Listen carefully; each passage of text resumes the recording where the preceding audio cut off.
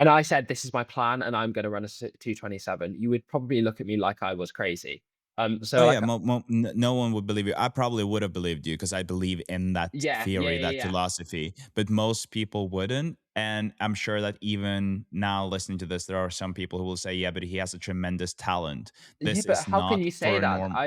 So No, I I get this agree. as I well. I'm agree. like, I just welcome to the Marathon Podcast. My name is Christian Warwick. Warwick runs on Instagram, YouTube. Really happy to have you here for this fun and pretty long episode with Archie Hunt. If you haven't heard about Archie yet, I definitely recommend you checking him out.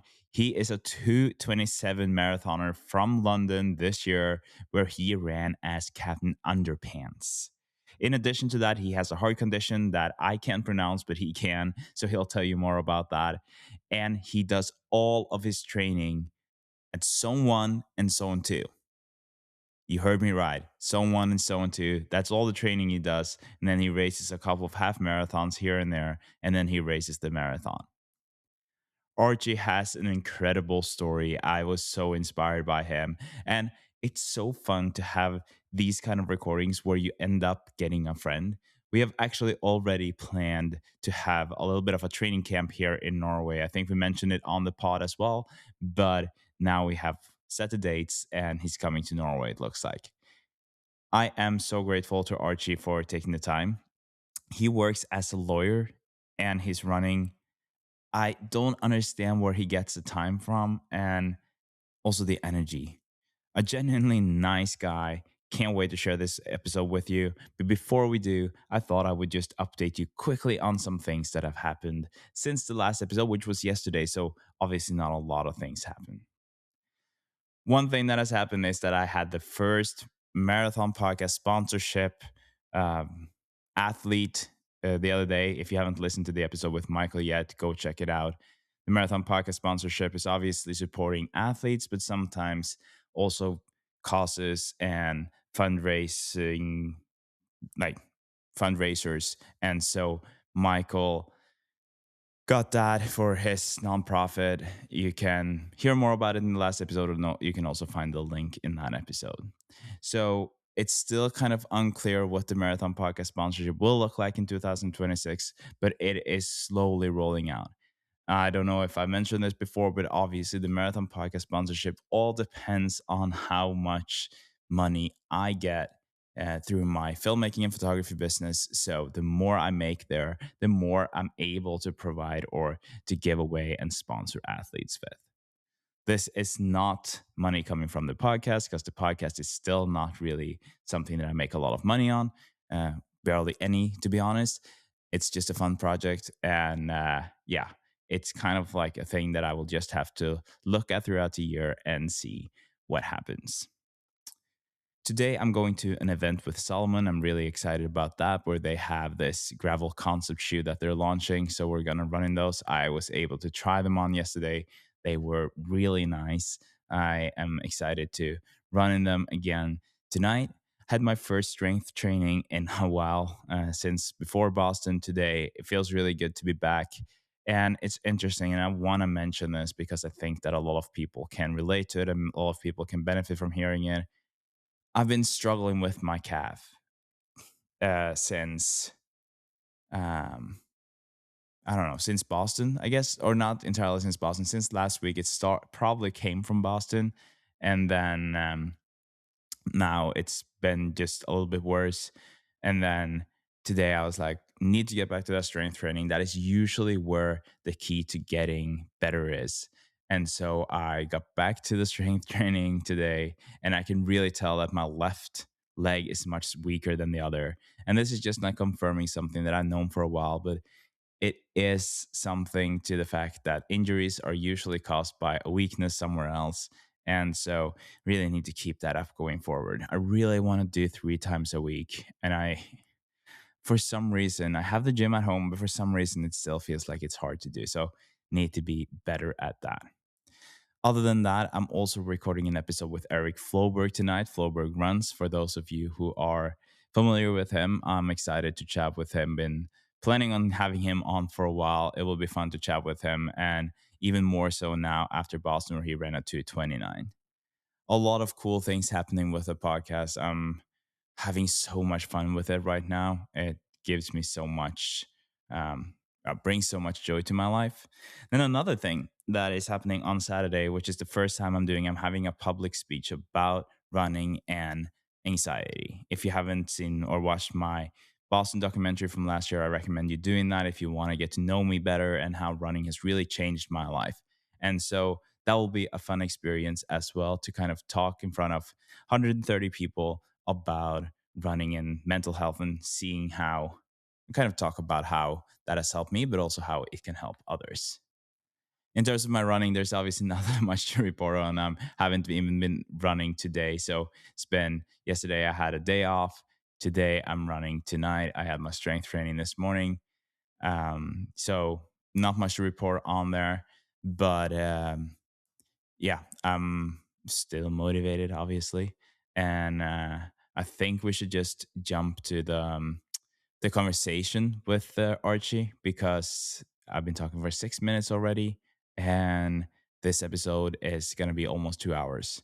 So enjoy this episode with Archie. Please, please listen to what he's saying. I genuinely believe that anyone can succeed with Zone 1 and Zone 2 training. So let's go, Archie. I think it's the first superhero that is on the Marathon podcast. Archie, welcome. Hi, thank you. I mean, well, God, what another record broken, some might say.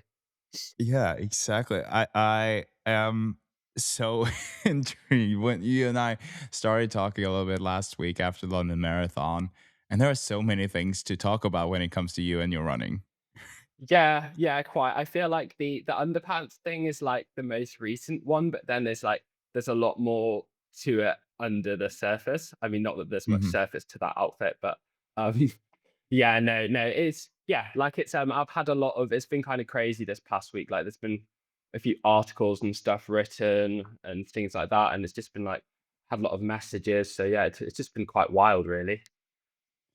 Yeah, and I'm gonna tell you something that I haven't told you before we started recording because I realized that on April 16th I got an email from someone who you probably know. His name is Anthony, and No, you it didn't. said it said that I wanted to email you about my friend Archie, who I think would make a great guest. And I want to say that when you and I started talking, I didn't know about this email, so it got lost in my inbox. And so I was just going through this a couple of days ago, and so I told him, funny enough, I've actually invited him on the podcast already. So that's not why you're here, but he still pitched you. And then and I guess like this will kind of introduce a little bit about who you are. I'm going to use his words actually to introduce, and then you can fill in after. Okay, okay, crack on. God knows what he's said. That's He's a really funny. 24-year-old lawyer who will be running the London Marathon on April 26th, dressed as Captain Underpants. While the costume is entertaining, the performance behind it is seriously elite. He's targeting a sub 2:30 marathon. What makes this particularly remarkable is that Archie has um, dilated cardiomyopathy. That's not something that I'm very good at pronouncing, as you can hear, but you can probably tell us more about that, which is a very severe heart condition. Despite this, he is likely among the fastest marathon runners in the world with the condition, and notably, he's only been training properly for around 21 months. He coaches himself, runs over 150K per week, often alone at 5 a.m. before work, and carefully manages cardiac strain while holding down a demanding legal role. He also refuses to fall into the usual narrative. He made a decision early on to pursue his training alongside his career and has simply got on with it. And then he's raising money for charity tied to his own treatment. And then obviously your contact information. And then last thing, I obviously wrote to him that you were coming on. And then he said, "That is awesome. I look forward to listening when it comes out. I should warn you that he is incredibly humble. So you'll have to work hard to make him acknowledge that he is exceptional. Ask him about his experience taking gels in the Faroe Island." I love first of all, that is absolutely lovely, and I feel like I should just leave the podcast now because 'cause I've peaked. But I love how he built me up entirely that whole time and then just, like, dropped a really embarrassing story to, like, delve into right at the end. Well, the good thing now is that I've introduced all of the, or he introduced all of it. I just read it out loud, and then you can choose when you want want to talk about it. For the listeners, I'm sure if the embarrassing part you're talking about is the gels in the Faroe Islands, we can leave it for the last part, and I then listeners can be intrigued. it's quite linked to like fueling. So maybe we revisit that story whenever you want to discuss like London itself, fueling, Yeah. kit, all that good stuff. Exactly. So, what are you thinking when you hear this? Obviously, you said he built you up. Do you have anything to fill in, or do you feel like it was a good introduction of Like you? I think yeah, it's very, very kind. Yeah, that's very lovely explanation. Yeah, I Who think is he, by the way? oh, I don't know who is he's a to very you. good friend of mine, and I would the thing is, if you hadn't have quoted him, I'd have told you it's him because only he would write 21 months and not 2 years, like a Yeah. normal person. um, but no, so yeah, he's a very dear friend of mine. Yeah, so yeah, he basically summarized it pretty well. So yeah, I'm 24-year-old guy. I live and work in London. I'm like a trainee lawyer, but 3 months from being fully qualified. So like if you're in the US or something, it'd be the equivalent of like somebody sitting the bar, working in a law firm for a few years, and then like that few years is like your work experience, but you've done all the tests. Hmm. Um, and then yes. So I've always kind of I should probably contextualize. I've always kind of ran casually. I was part of a club when I was a kid. But for in the UK, it's not really like as much of a thing like club running and stuff like that as it is maybe in the US with like college sports and high school teams and whatnot. And yeah, before a couple of years ago, I just casually run for fitness, like a couple of times a week. If someone asks me if I wanted to do a park run, which is like a weekly 5K run that they have in the UK, I'd say yeah. But other than that, yeah, running for me properly started about 21 months ago when I was kind of So finishing up. you're also just like Anthony. You're also saying 21 months instead of Yes, two now I'm years. saying 21 months. Yeah, basically 2 years ago, around the time that I finished my law exams for law school, and before I started my full-time job, I entered a half marathon, um, just around London, and then I kind of said, because I already had like, as I said, I already had like a base level of like fitness, so I just said like looked online, found like built a plan that was about 8 to 9 weeks long and then just sort of did the run. And then within that time, like my dad started running into some heart issues that meant that like the rest of me and my family, we all had to get checked. And then it took a little while from after then to actually work out what was an issue with my heart. And basically, yes, so I have something called dilated cardiomyopathy, which it's a slightly rare form of heart disease that basically if you imagine like your heart ventricles, your different chambers. So mine have slightly thickened walls, which essentially means that they don't pump very efficiently, that they can come under strain quite easily. And like they just struggle to get oxygen around the body. I think that's like a really simplify it, but I think for the purposes of running, it sort of gets the It point across. sounds like a very essential part of running, though. So if Yes, you yes, have that some might problem, it doesn't say. sound like, yeah. Yeah, but the thing is, so um, I'd already kind of started training a bit at that point, and I'd already been a fit enough guy, reasonably fit guy. So like the way I looked at it was you can sometimes I think you can when you get a diagnosis, you can fall into just identifying yourself with that diagnosis too much. Yeah. Whereas I kind Hmm. of thought I'm still exactly the same person as I was yesterday. And so provided I can do this safely and I understand the ways in which I can train properly that include this condition, then like there's no reason that I just stop doing things like sports. And actually, the reality is that provided that I, train properly, have regular checkups, all that kind of stuff, that there's actually a fair few benefits from running that can help strengthen your heart and kind of counteract some of the difficulties posed by the condition. Sorry, I've gone off kind of a tangent, but yeah, so that all kind of the running, the heart condition all kind of fell together around a similar time. And then a couple of months later, I started a very, very busy job at probably one of the busiest law firms in the city. Um, and yeah, and that's been kind of me for the past 2 years. I've been running lots, had a couple of injuries, a broken kneecap, um, and some other things that have come up along the way. But generally speaking, it's been a pretty fun ride ever since then. It's, you know, every now and then, or like, yeah, every now and then, I hear about or I talk to people like yourself who just have these crazy stories where nothing really makes sense.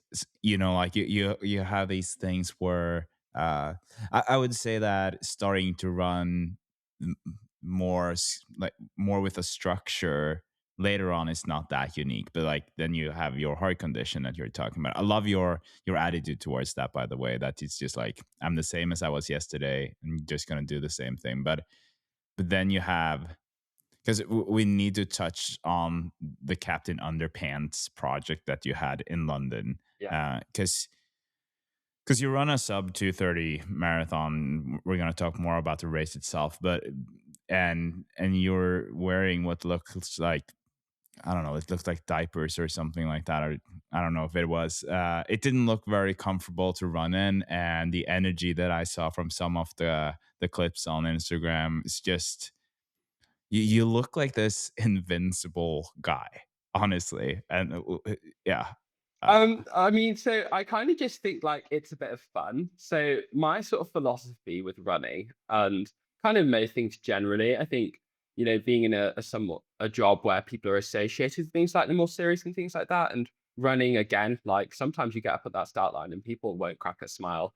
Um, and so, although that actually, to be fair, historically that's true, but I actually think more and more people are getting to running who are actually like really, really quite lovely. And honestly, some of the nicest people I've ever met. But anyway, so I just think like life's about having fun, and you can train seriously and you can take an event seriously, but you can also just have fun and enjoy it, and you don't have to take yourself too seriously. So like I stood there at the start line in like wave one of the London Marathon, and like, was I the only person in a costume? Yes. Was my costume absolutely ridiculous? Completely. But like, I had a smile on my face the entire way round. And London Marathon is renowned, irrespective of what you're wearing, for having some of the loudest and best crowds in the world. Like running over Tower Bridge is just a moment that you won't forget halfway across the marathon. When you add being pretty close to the front end of the race, basically naked, like it with a headband, bedazzled shoes, and a cape. Like people, the reason I was smiling was just because you couldn't not, with the way that everybody kind of got behind it, and like, it was just everybody kind of got in on the joke, I suppose. yeah. Yeah, I totally understand like the smiling part, all of it. It's just like to most people, because this was a PR for you, right? Yes, So yes, it's it was 4 minute PR. Yeah. so, so it is a great effort. You are running faster than you ever have, and then uh, you hear about people who are like, oh yeah, I couldn't really smile or do anything to the crowds because I was focusing on my breath and making sure I didn't waste my energy. It didn't seem like that was really the case with you. I don't know, maybe you get energy from it. I should clarify, there are some absolutely abominable pictures of me that shall never see the light of day, where I look like I'm dying because I was. But then, so I think like there's just so many pictures and photos and videos that are like summer. I'm gonna be happy. And also, yeah, like I think, yeah, I was absolutely fully in pain, but also there's that whole Kipchoge thing about like if you smile, you feel Yeah. in slightly less pain, and I genuinely think that it's true. Oh yeah, But I but used that that tactic for Boston. I was like, yes, I'm gonna smile, and then it got better. yes, and you just have to look at it, right? Like, yes, you're really dying, but like if you execute a marathon well, you shouldn't be dying the whole time. Like you should Yeah. actually, it's what they say is, the final 10K is where the training comes in, and the final two is like where the heart. It's something like that, right? That Mhm. you run with your heart. And I genuinely, that's kind of how I look at the marathon. I'm like, if I'm dying halfway through, we've got a problem. And so yeah, I think for most of the marathon, you should really be able to enjoy it. And then when you've got to lock in, it's kind of like, right, this is what I've trained for, and you're so close. And then especially within the context of London, those last 10K, yes, they're absolutely brutal, like any marathon. But the crowds, you're running towards Big Ben, you can just see it in the distance. So yeah, I just think the energy of that event will pull you through in ways that other races that I've done probably wouldn't. Yeah. But okay, before we talk more about your running and all of that, when you were saying that about your job being pretty serious, you're a lawyer, and I also am aware that to the to those of us who are not spending our days in court, or we're not, we kind of picture or imagine suits with Harvey Specter and all of those the movies that you're watching. The one thing that I'm like imagining is uh the other lawyer. You are arguing like you are having good arguments for your client. Then you have the other lawyer being like up there, and he wants to criticize you and make you seem like less smart or good at what you're doing. And then he'll pull up a picture and he will say, "So you want to believe this guy?" And then he has a picture of you running in your underpants. Uh, Have you So, thought about that? well, you know what? I actually had to think about that because this has gone quite viral in the legal press. So there's been a couple of, so in the UK, we've got like a couple of like legal kind of publications that are sort of like in the know. If the lawyers will read them, and it's a bit, they're sometimes a bit gossipy, they're a bit informative. It's who's paying who what, who's moved where. And so what do you find? But like, so I had a couple of people, like a couple of the publications come to me. I was like, you know what? Yeah, sure. Well, it's a bit of fun. I'll answer your questions and send a picture. And they wrote an article, and like the comments were crazy. Reddit threads were created, um, both with haters and lovers. So that was great. And like, yeah, so now I send an email. If I send externally, I'm like, does this person know who I am? Have they seen me basically like in my underpants? But then I'm also kind of just numb to it, 'cause it's like, well, I ran in front of like half the city in my pants. So what's a few colleagues? Yeah. Yeah. And I guess you could always argue back and be like, well, I'm fitter than you because you probably did not run a 2:28 marathon. Well, quite, and yeah, it's like there is a flex in that, and it's like, well, where's your Guinness World Record certificate? No, I'm joking, Exactly. but and also to be fair, I think most people at my workplace honestly like think it's really funny. Like I've really just Yeah. had a great laugh. Like lots of them came and watched and stuff. I think what I would say is people perceive lawyers to be serious, but actually when you get in there, most of them are like pretty normal people. Yeah. Yeah. No, I get that. I just had to. I guess it was more making a comment than a question. It was just funny because immediately I pictured this movie scene and then this person like pulling up the picture of you and be like, this is who you have defending you. Or I don't know if you're a defense lawyer or if you are whatever you're heading into. But that was just my My first concern, if I hired me as a lawyer and someone whipped that out and said he dressed as Captain Underpants, I would just be like, that's a very like young reference point because that Captain Underpants was popularized in like 2006. I'd be like, is this man old enough to be representing me? Because basically anyone older than like yeah. 28 is like, who is this? Yeah, But because then I'm one of those. and then I'm one of them. I don't know who it everybody is. who was like in their like early to late 20s watching the London Marathon went absolutely buck wild because they knew exactly the reference. Yeah, yeah. Because I do not, and that was my next question. Who is Captain Underpants? And also, obviously, where do you get the idea of running the London Marathon in that costume? And Right. I'm gonna pull up a picture here now while Yes, we're please do. talking, Please do. so people see the pictures of you. Yeah. So right. So Captain Underpants is a comic book kind of character for children. So they're kind of like little novels, but they have comics within them. And they became very popular around about like the mid aughts. And then they've been popular ever since. So that was around the time when I was growing up. So I was born in 2001. So they were very popular around the time I was learning to read and whatnot. So I absolutely loved Captain Underpants. I thought he was so cool. So he was a kind of like, let's call him plus size superhero. He would wear pants. He was bold. He was kind of really bad at his job, but like, And pants for the American and it's listeners. like That's Y fronts. Like we're y- going up y- to yeah, the like. yeah, I had to really root around to find like a pair of these yeah. for the So costume. underwear for the American listeners who are Yeah, not a yeah, and yeah. then he wears a cape, and that hmm is it. That is the extent of his attire. So yeah, I always just thought it was quite iconic. And then my little brother also, who's 8 years old, absolutely loves Captain Underpants and has done for quite a while. So basically, like I've never gotten away from him because now he reads all my old books. And then so that's the Captain Underpants element, and then also I ran for the, Heart Foundation, the children's kind of sect of it, related to where I received treatment. So I was like, it actually is it's like it aligns quite well to run as a children's book character, if that makes Yeah. sense as well. Yeah. Like, I think it's quite cohesive. Um, and then, also the Guinness World Record, so I was already running London because 'cause I'd had an entry spot.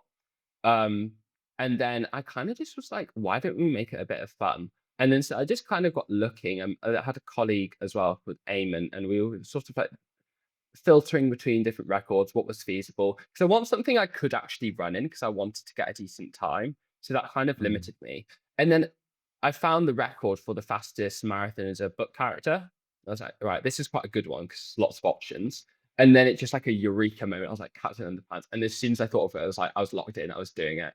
Um, and that was that. Yeah, that was that. And then I had to, I think, potentially one of the most humbling moments of this year, if not my life, is standing like there with a camera, having to do a 360 and take different angles of my costume to send to some random person at Guinness World Records to like match up. And I could just picture them being like, um, I was like half thinking they're gonna make me wear a bald cap. I was praying they wouldn't. They didn't.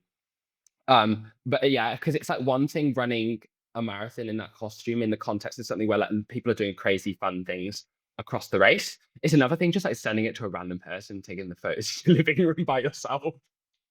Yeah, because why did he take the all the pictures from different angles? Oh, because they wanted like a full like Guinness World Records. They are serious. Like they don't Yeah. mess around.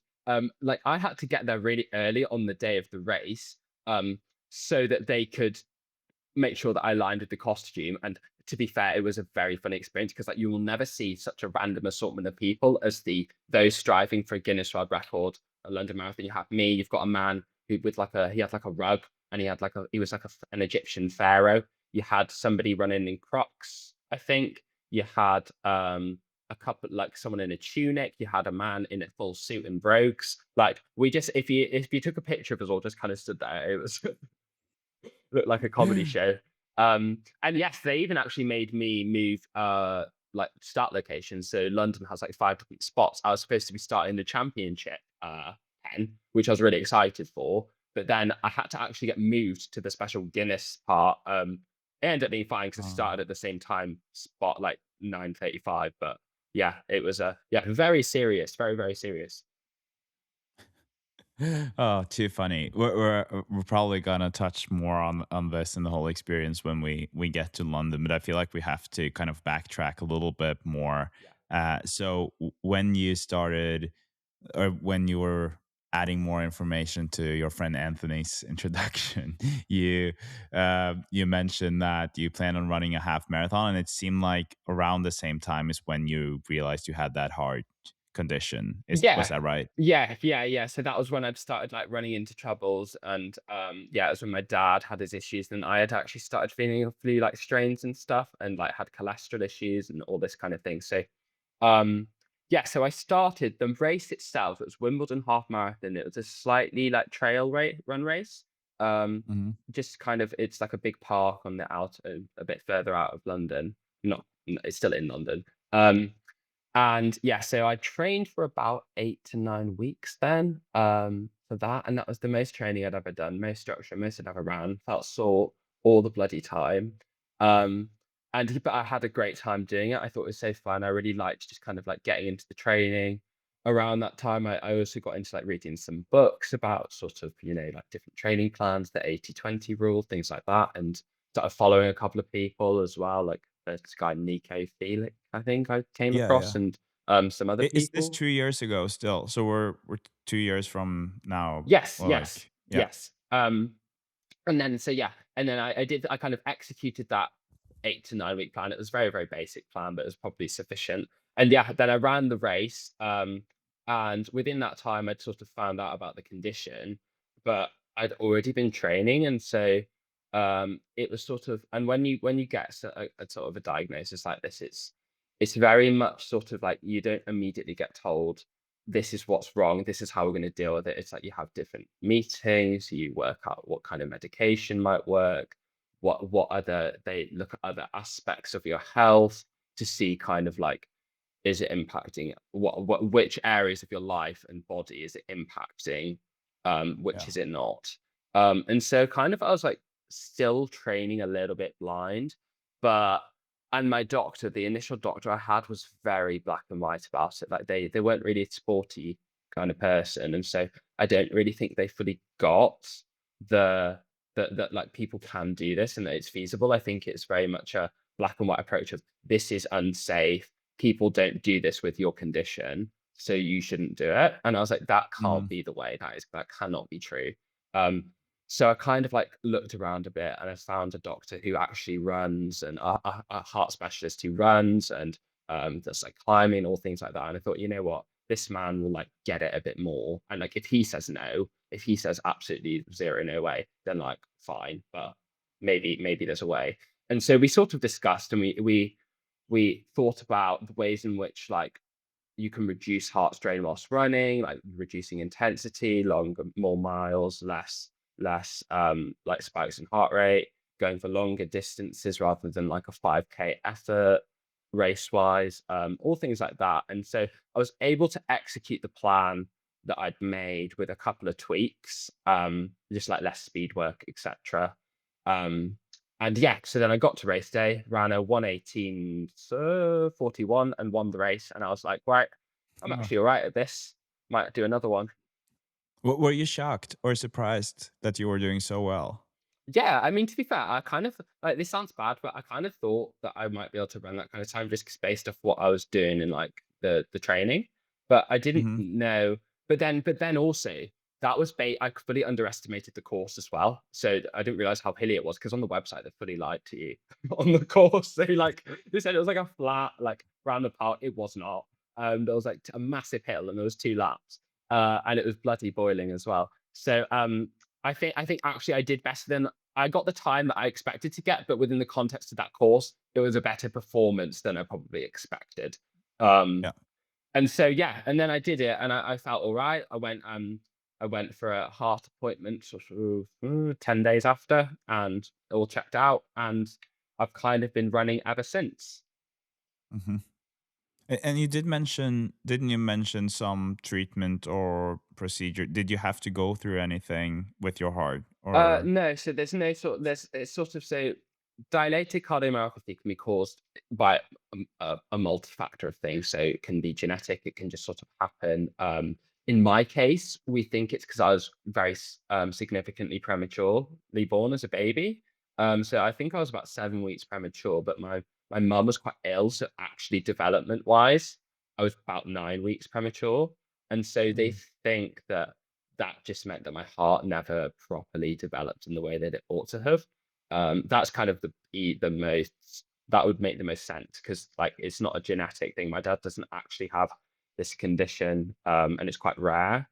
So Oh, so he doesn't have the same no, no, as no. you? He had something else. It's just he it sort of prompted us all to get checked. Yeah, yeah, yeah. Yeah, so Got I it. was actually in a sort of morbid way. It's quite fortunate that Yeah. he Yeah. sort of um kind of made us aware of the issue in an indirect way. So, you didn't have to like undergo any surgery or anything like that after. So it's more like you've been made aware of it, and then you got some kind of like guidelines on how to live with it as a Yes. runner. Yes, it's not Yeah. something that you could operate on or ever change. It's just something that you have to work with. Yeah. Yeah. Yeah. And you mentioned it seemed like you had a pretty like positive, optimistic approach to it when you got it. But like, if you're completely honest, was how hard was it to get the diagnosis for you? I mean, so when they first told me, I was like, God, what's this? I thought because they said condition at first. I thought, well, what that can mean an array of things. But then they said heart disease, and that's when I absolutely like my gut dropped, and I was like, what Yeah, yeah. you're that because like when you say that, it's like that you associate that, and I just thought like how many men especially die of like heart disease and all this kind of things, all these things going through my head, and then you Google it, and I'm like you just never Google these things. I swear to God. And oh, it's just it wasn't looking positive. But then I kind of thought, well, it's not. I'm actually like better off now than I was yesterday because at least I know about it. Um, and actually, in my day-to-day life, even if I couldn't run or something, like, is it going to impact me too much? No. Is it something that I can control? As in, like having the condition, can I control that? No. And I typically just don't worry about things that aren't in my control. It's the way I'm kind of wired. Um, That sounds nice. yes, it is. It's quite nice sometimes actually, and I think annoying for other people. Yeah. um, so I was kind of like I just kind of was like, "Okay, right." And then I was like, "Right, how are we gonna deal with this?" And then, by that point, I was like, "Well, I still wanna run, I still wanna do all these other things." So it was just about, like, working a way around it, and to me, it was like a challenge that needed to be surmounted, Mhm. not an obstacle that meant that I would have to go a different way. Um, Yeah.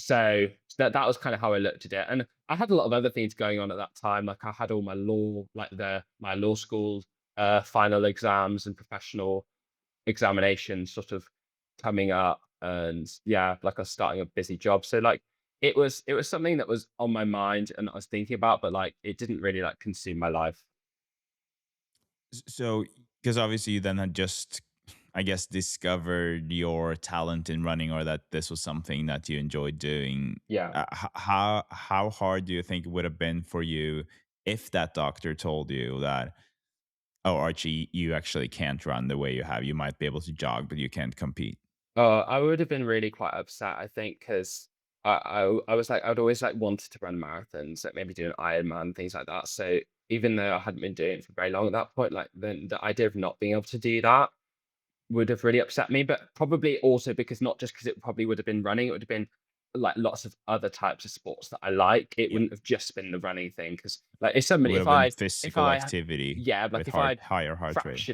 fractured my pelvis or something and was never able to run again, I'd be so sad, so upset, but at least I'd be able to work out other things that would give me a similar sort of feedback into my life. Yeah. So yeah, I think that would have been really quite hard, especially because for me, like having hobbies and things outside of your work life and just like having goals to work towards is so important. And I think makes you just more interesting and like well-rounded person. So I'd have just been worried for myself of the the consequences of not having that kind of outlet. Hmm. Yeah. No, that makes sense. But I mean, luckily you were able to run. You ran the half marathon, Yeah, uh, yeah, and since this is like a pretty like tight time frame, I would say like 21 months, as Anthony said. yeah. Between what was 21 months? Was that between you starting to train for that half marathon, or was it from the half Well, marathon? so it'd been July 2024. So yeah, Yeah, probably since the yeah, race. Yeah, yeah, yeah. yeah, But yeah, then within that time, I had an incident where someone opened a car door on my knee and they broke my kneecap, so I yeah. couldn't Because you run. mentioned that Yeah, yeah, yeah. I was actually supposed to run Rome Marathon. So I ran Rome Marathon this year, but I was supposed to run it the year before. And Rome. yeah, yeah, yeah. And Yeah. I like had gotten into the training and everything. And then around Christmas, Rome's in March. Yeah, Mhm. it was the Christmas party. And basically just imagine a big but like a big London black cab. Somebody my knee's like slightly bent and the door just comes in and cracks right on the knee. And yeah, a hospital. Luckily, it didn't. It kind of like it recovered and like managed because it was like a simple fracture. It didn't need too much surgery. Yeah. It just had to Okay. be braced and whatnot. And oh, it bloody hurt. Oh my god, I've never felt pain like that. And but yeah, that put me out of running for quite a bit. For how long? Uh, how long? Probably 3.5 months. Oh wow. Okay. Yeah. Yeah, three and a half months. I became So you very good at weren't able to swimming. run until April or something in Faroe No, Island. no, maybe I started my walk to run after 3 months, but, like, that was really quite painful to do 'cause it's just so depressing, isn't it? You're at one moment, you're running a half the fastest you ever ran it, and the next moment, you're, like, dawdling for 30 seconds, walk for 2 minutes, and then dawdle again, like, But yeah, so I tried to keep my fitness up just by swimming lots, and actually my fitness wasn't too badly impacted, I didn't think, Mm, because I did Hackney Half and a run in the Faroe Islands not too long thereafter. okay, yeah. So then you were back to training in April or something like that. Yeah. Yeah, Yeah. And then, yeah, so Faroe Islands run was in May. I didn't really properly train for it just because I couldn't because of the knee. I just sort of was like, "Oh, I'll just rock up and have fun." Because I suppose it sounds really arrogant when people say this, but it's like I can run a marathon fine. It's how fast I run it, if that makes yeah, sense. yeah. But I feel No, like, that does make once sense. you run enough and stuff like that, it's probably a lot of people can probably relate to that. Yeah. So for me, I was just kinda, "Oh, I'll just go to the Fire Islands," because 'cause we'd already booked it. I went with my stepdad, and we ran it. We both ran the race, so it was more just like a fun trip. And then Hackney So was Half. that your first marathon? Yes, yes, it was my first actual official, like, timed, marathon distance run. I'd ran the distance and further before, but um, never, and what a first marathon it was. Rainstorms, bloody, like, sloping hills, absolutely crazy. Winds at, like, 35 miles an hour, but Yeah. beautiful, beautiful. And it sounds like we'll get back to that later, but that there was also an incident with some gels and stuff. Yes, yes, quite, Yeah. quite. Note to self, when you go traveling abroad, make sure that they have low fiber bread options available. Right. Right. Right. Okay. Yeah. I can kind of tell where this is going already. Yeah. But okay, so you did your first marathon there. It seemed like that was just like more of a fun run. You were running through it. When did you do your first official race marathon? Oh, so actually, Or were you, to be honest, I actually think it was Rome. That's crazy. Yeah.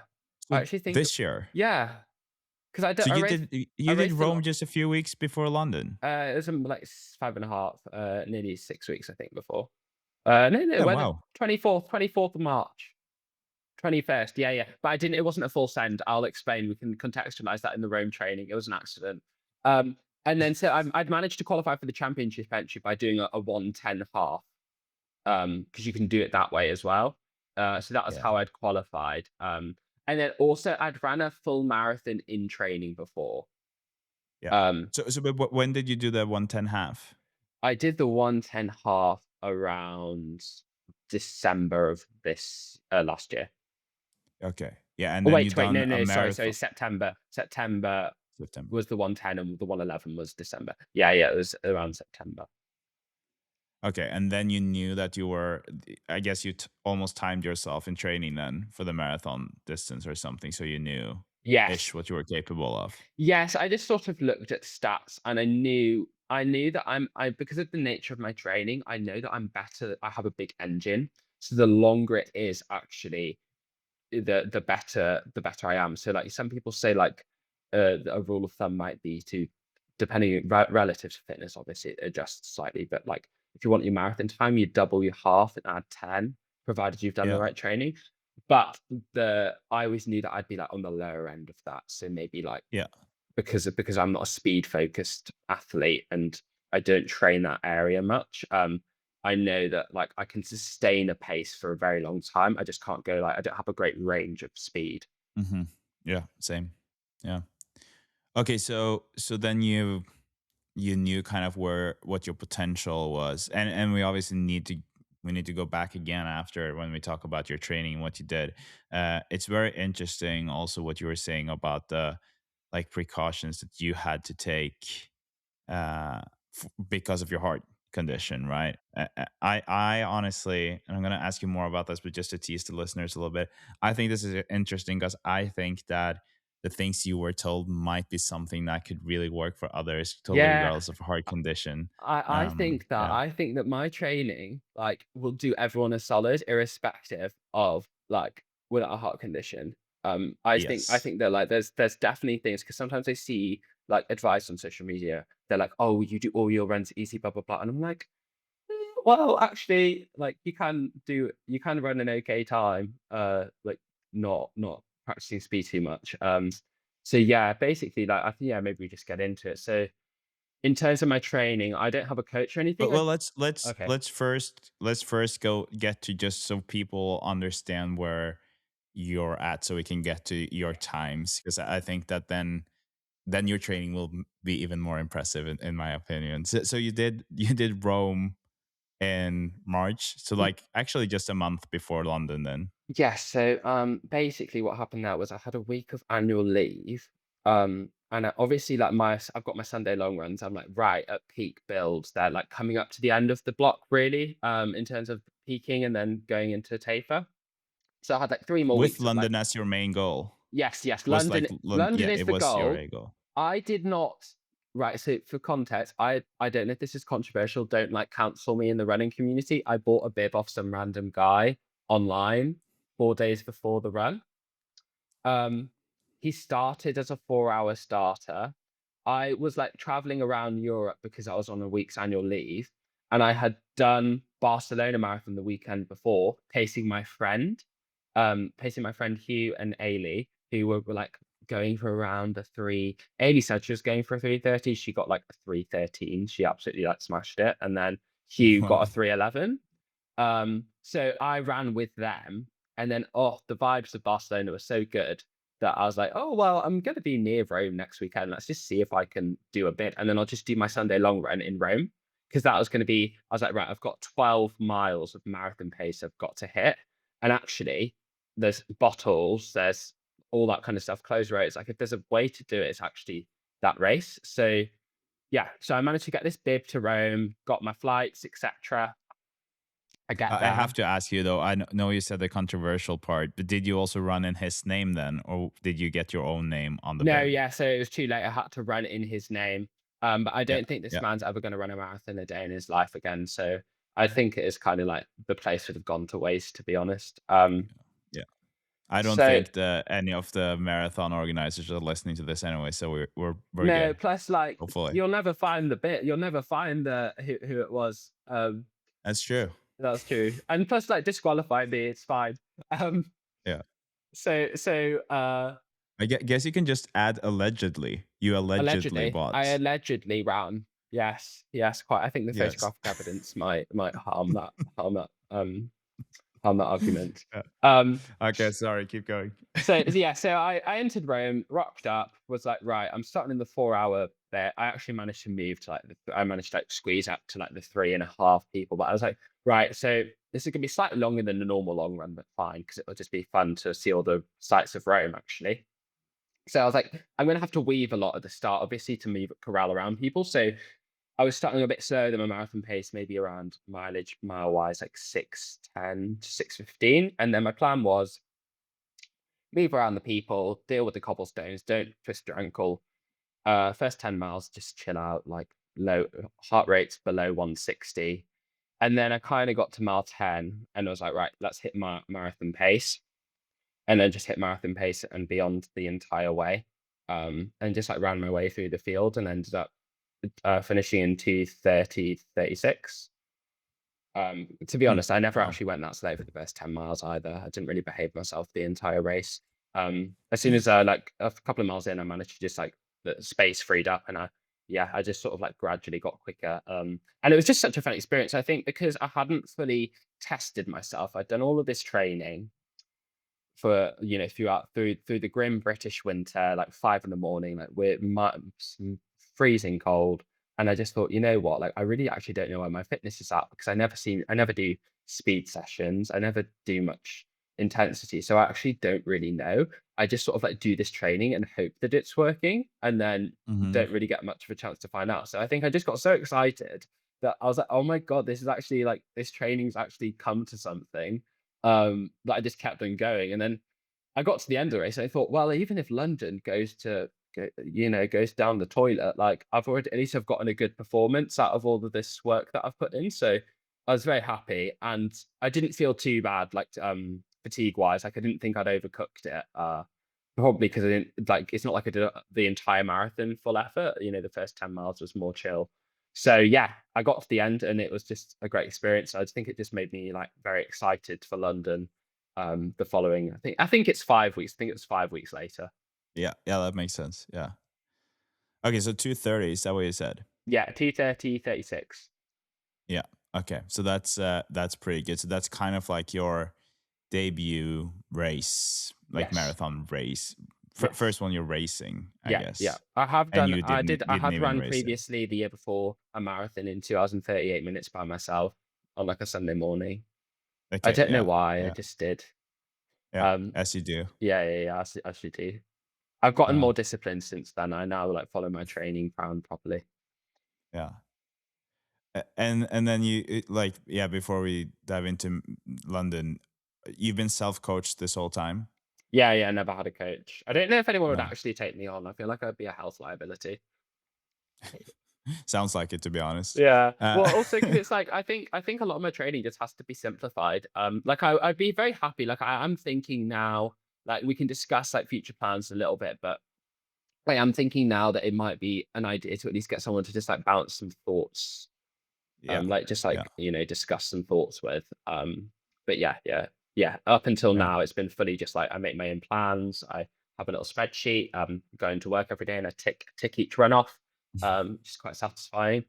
And yeah, it's very very simple the way I approach training. I think. Yeah. Okay. So then we're 5 weeks out from London. You go to London with your costume, all of that, still with the ambition of running a sub 2:30 marathon. You mentioned the shoes you were running in. Were those like normal carbon plated running shoes, or did you also wear some special kind of shoes for that? Yeah, so got the Puma Fast R3s, Yeah. as many as there were many of them out on the course that day, and I just like bedazzled them. So just like put, got a Sharpie marker, um, kind of like did some Captain Underpants themed, got some like glitter, put it all Hmm. around. They're still very wearable. I will be wearing them again. Although they really did hurt. Like, oh, they are cruel on the calves, aren't they? I don't know if have you Oh worn yeah, them? they are. Oh, they're Yeah, cruel on yeah. the calves. I'm not strong enough. My calves are not strong enough to wear them I think or they're run in gonna be them. retired as a half marathon and below shoe for me. Yeah. I think They're so fast though. Like there's so whenever I'm talking about this, I make sure I mention that they're super fast. So if you can handle them, they're probably the fastest shoe on the market. But it just doesn't work for me. So it there are some shoes where you would say, oh, they messed up with this, but I wouldn't say Puma did. I would say they did a great job. It's just that you have to, and it makes sense, right? Like it's an elite shoe. So it's for the elites who are strong enough, they've built up their strength over years and they're specifically strong enough to run in them. Perfect. Not yeah. for me who I haven't been running for that many years. So it Yeah, makes like sense. for us mere mortals, it's like they're just slightly. I think they're just slightly too unforgiving. It's like I ran in them and I didn't feel injured. I was just like, oh, this hurt doesn't hurt. Like this hurts. It wasn't slowing me down. I was just thinking, yeah, I was just like, this isn't as comfortable as I'd want it to be. Mm, And I found that interesting because if I look at pictures of my foot strike and whatnot, theoretically the shoe should work. Uh, yeah. but it's just yeah, I think it's just very very aggressive. So I might go back to either the Adios Pro 4 or the Alpha Flies for Yeah. full marathons. But I also had, because I wore them for a few of my key workouts and long runs before my fall marathon last year. And honestly, they were perfect. I didn't struggle during the runs or like the long runs or the workouts, but it was more that at some point I started struggling with my calves and getting pain that I hadn't had for the whole block. And the only thing that I could see that I had changed Mhm. was it was like the shoes. Yeah. And I was really bummed out because like we said, they were so fast. I remember running out here for like that first run in them, and I was like, "Are you for real?" Because I looked at my watch and my pace, and I was like, I, I I literally left the door and I was at sub 3 marathon Yeah. pace, and it was a jog, like a very easy jog. This was just out the door where I would usually have like 5:30 per k, just because the first couple of minutes you have to just get into it, and I was like, okay, this is something that I haven't experienced before. It's almost slightly dangerous because you can go to they can encourage you to run too quickly at the start. Yeah, I think like exactly. so when I was very conscious in London, I was like, right, it's going to be net downhill, and everyone says, no, no, no, don't go too fast, take it too easy. But I'm like, I'm just going to run the same effort that I would for the rest of the Yeah. race. And if that ends up being slightly quicker, then so be it, because there'll be some more uphill at points of the course as well. So as long as you keep the effort the same, I think it's fine to be a bit quicker, provided that that quickness is just coming from the nature of it being downhill, not you getting Hmm. excited. But I think the nature of London being a bit net downhill for the first 5K or so, plus those shoes, plus being carb loaded and being well tapered, it's like it could be a recipe for complete disaster. Exactly, exactly. But did you run in those in Rome, or did you No. run in? No. Oh, I'm actually gonna 2 seconds. What 2 Yeah. seconds.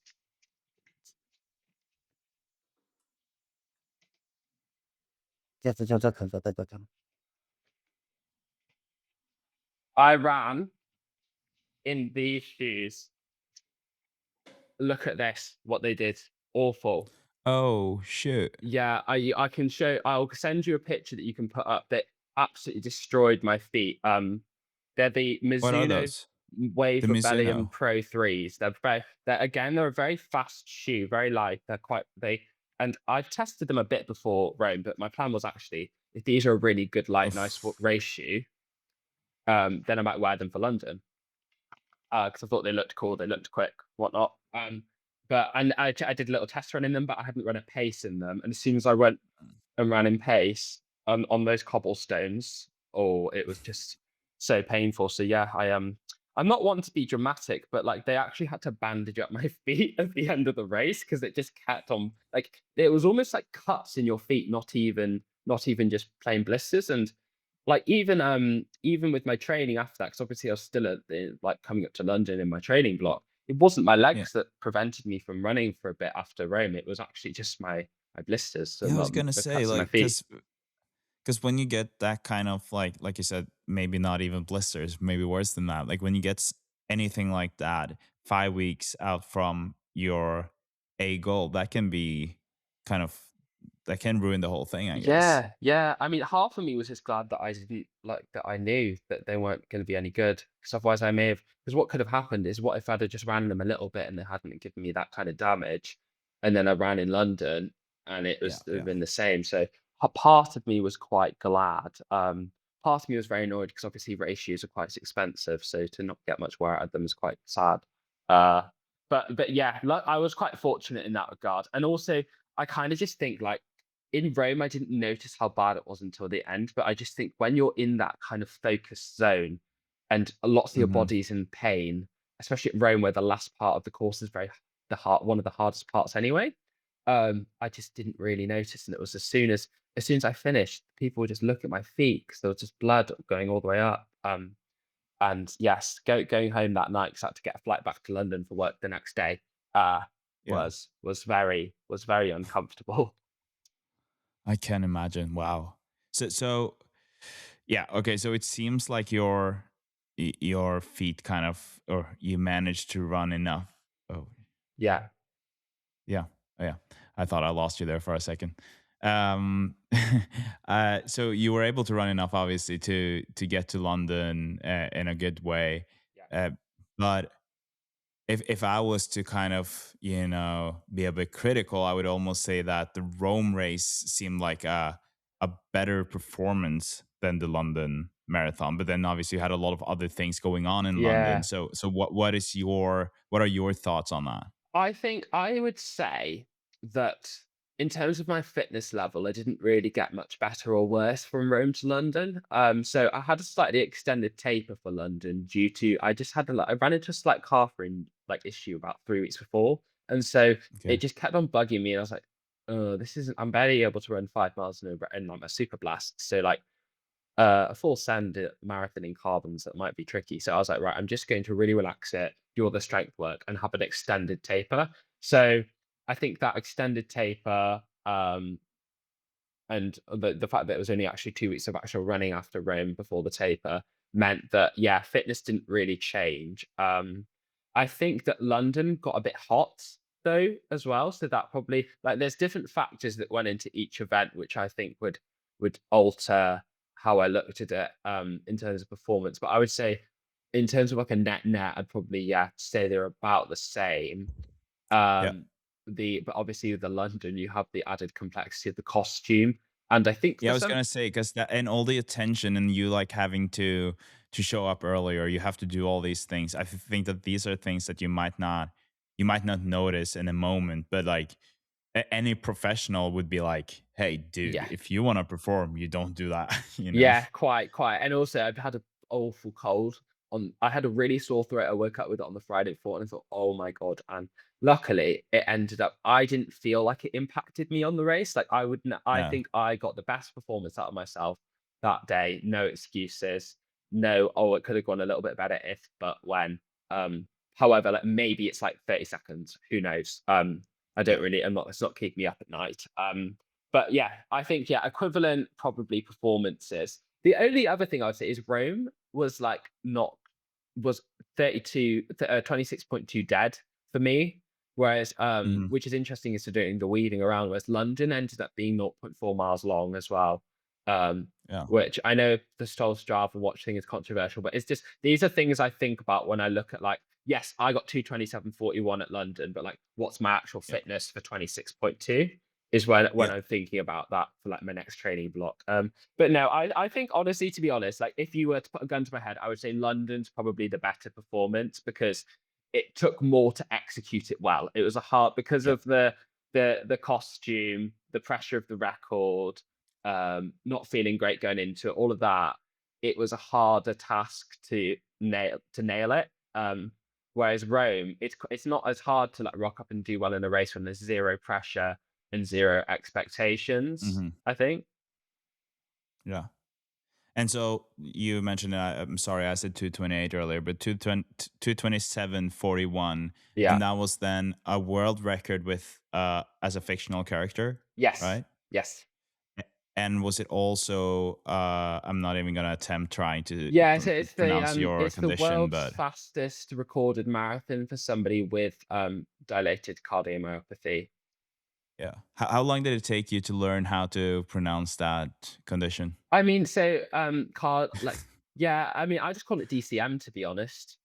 uh, Okay, yeah, that's as easier. a just a shorthand.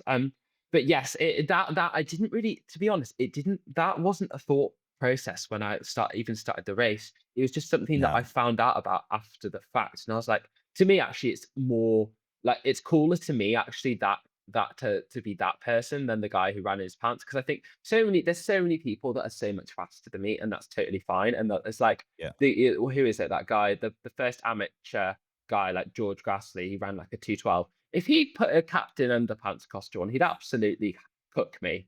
And that, and I'll that's ask him about that tomorrow. I'm oh having oh him on. you I'm gonna record yeah. with him, so I'll ask him what he thinks he could do. You can tell him that Costume. it's aerodynamic other than and the only concerns that might arise is possible wedgies. Yeah, So but no, so I'm like, there's so many people that are faster than me. So it's like that record could go in like a couple of like tomorrow. But like yeah, the dilated cardiomyopathy one, I think it's cooler because there's obviously like more opposition in me getting that record yeah, and in terms of like more hurdles that you have to overcome. And I also just think it's cool because it's like I think about people like my original doctor and like nothing against him, he just wasn't as aware of like the possibilities and like the things that you can achieve when you have such a condition. But I just think like it is good to see that you can still strive for things and achieve the goals yes, that you want to achieve just because it's more difficult doesn't mean you shouldn't try, is kind of my yeah, approach. And so I think that to me is it's more meaningful. for And it sure. just goes to show that like these things are possible because I wouldn't have thought I'd have been able to run a 2:27 like heart condition or no heart condition. I used to look at the people, those split times, right when I started my half marathon, the first ever half marathon block, and I wasn't even aware. I used to look at this time and think that's crazy. Whereas like I ran through London at halfway in 1:13, which is 5 minutes and 40 seconds faster than I did an entire half, like not even 2 years before. So Yeah, yeah, I look at it and I think that to me is the thing I'm probably most proud of. And to me, yeah, it's just got now I've just got my brain ticking. Like, so my doctor was like, oh God, because I initially told him, I was like, I want to run a sub 2:30 and looked at me like I was crazy. I think this would have been right at the start of my block. But he was like, "Well, to be fair, you're not crazy far off, but it's just more about like there's going to get a point where the buck stops and you're just not going to be able to get much better because the way in which you can train that your heart has a limiter on it. It's like imagine you have a Bugatti Veyron, but the engine is set such that it can't go above 160, right? Like Yeah. you're going to Yeah. hit that and that's as fast as you can go. Um, but like we had a conversation the other day when I was going to my checkup, and I think we both sort of realized like actually, the reality is with my condition is that so it depends on how serious you have it. So I have what's called intermediate type B. So you can have onset, which is like very, it's kind of like you don't fully have it yet. Then you have Hmm. intermediate, and then you have like the next level up. Where if you have the next level up, that's really quite dangerous and serious. So I'm kind of like, it's very serious, but you can live your life. And I'm in the middle of that, and that's probably not going to change going up or down, provided I keep Hmm. myself healthy. And so with cardiomyopathy, dilated cardiomyopathy, sorry, you they say that you'll either not be able to do endurance sports, or if you can do them, absolute bare minimum, you're costing you about 15 minutes. Um, Hmm. I think I told someone 10, but I think that is actually wrong. 15 minutes is going to cost you over a marathon. That's if you can run one. Um, So you're actually a two well, 12 this is the marathoner. thing. So I wouldn't say that. Like that's not how I would describe it. But it's more about this informs how I look at it. So Yeah. actually, I don't even think that that is the best case scenario for me in terms of because I'm not like at the kind of the end of the spectrum of the disease where like it's not that serious. So actually, I think that 15 minutes theoretically shouldn't be a bit higher. So maybe I'm like some weird kind of like other anomaly or something. I don't know. But the way I look at it is there's no actual limit on me. It's No, just exactly. it's just that 15 minutes means that like I just have to recalibrate because somebody who's run a 2:05 isn't going, oh, I can never run faster than that. Um, No, and in exactly. the Yeah. same I way, love that. I can just look at it and be like, right, say your example of like what you're a 2:12 runner. I wish. But say you look at it like that, it's just like, okay, so I'm a 2:12, and then just as I could be a 2:12 and go for a 2:10, I can be a 2:27, go for a 2:25, go for a sub 2:20.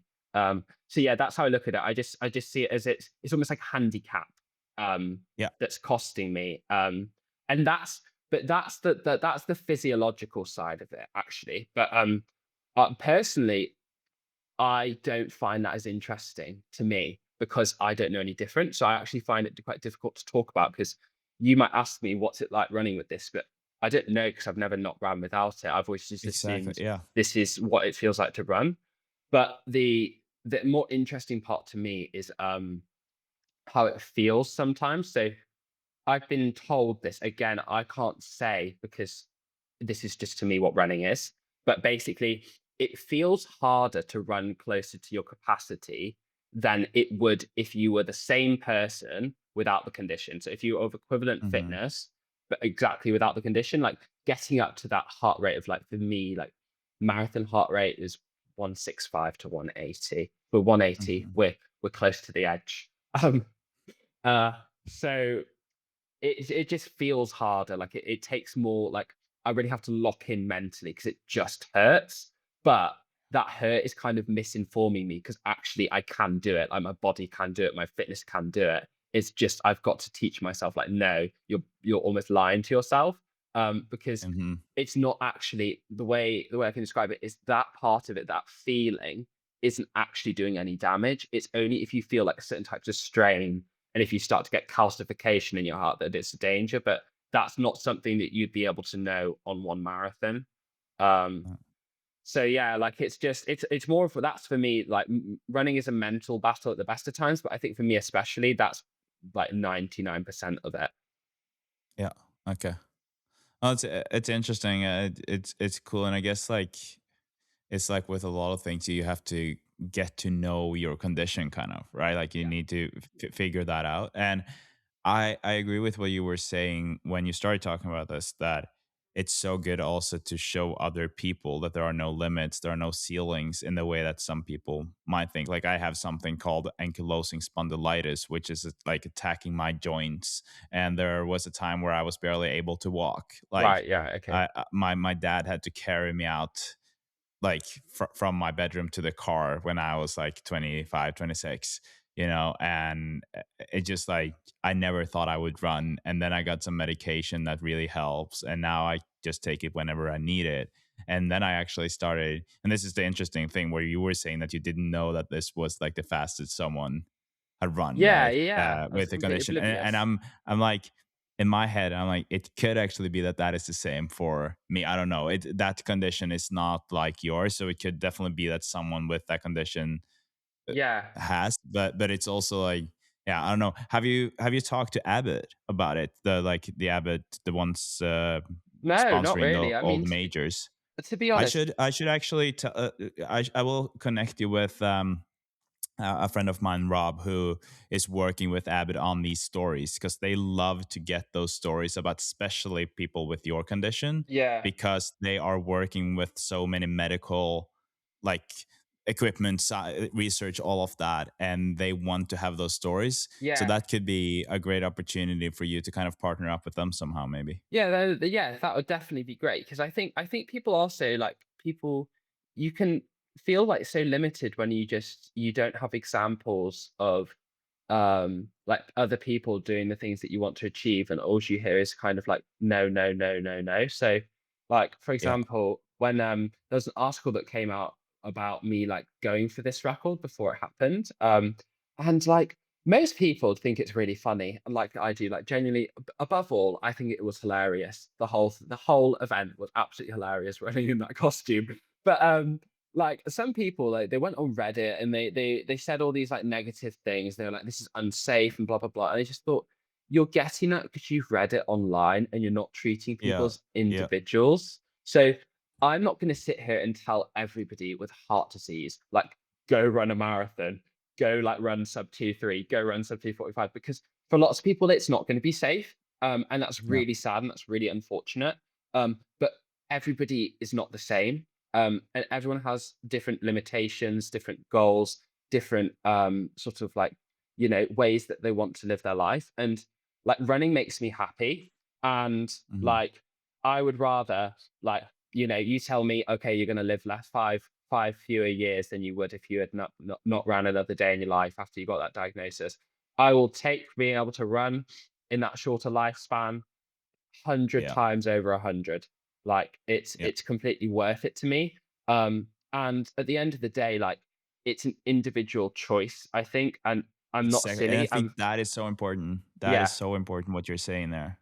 Yeah, like it's an individual choice. And, I'm very in a very, very fortunate position where I get very good healthcare through my work. That means that I'm able to monitor these things. I'm able to understand my condition. I live in a city that has some of the best hospitals in the world for this kind of thing. And all of this has meant that I've been able to, carry out this training plan safely, um, execute the race well, and not feel at any point like I am pushing beyond what Yeah, is reasonable.